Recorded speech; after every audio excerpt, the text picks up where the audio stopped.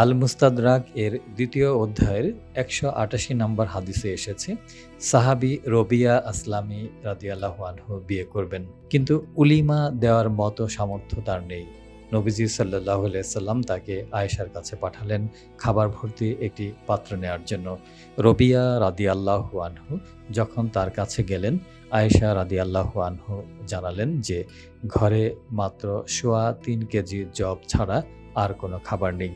তবু তিনি কোনো দ্বিধা না করে সেই শেষ সম্বলটুকু রবিয়াকে দিয়ে দিলেন। এই ঘটনাটি প্রমাণ করে হযরত আয়েশার দায়বদ্ধতা কেবল কথার মধ্যে সীমাবদ্ধ ছিল না, নিজের প্রয়োজন ও সীমাবদ্ধতার ঊর্ধ্বে তিনি স্বামীর পরামর্শ ও মানবিকতাকে প্রাধান্য দিয়েছেন। তার এই আত্মত্যাগ কেবল দায়িত্ববোধ নয়, বরং ঈমানের গভীরতা ও আল্লাহর প্রতি পূর্ণ আস্থার বহিঃপ্রকাশ।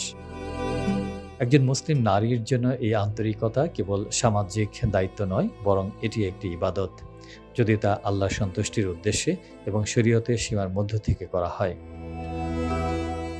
ভালোবাসা ও দায়িত্ববোধ দিয়ে গড়ে ওঠা এই আনুগত্যই একটি সুখী ও শান্তিময় পরিবারের মজবুত ভিত্তি।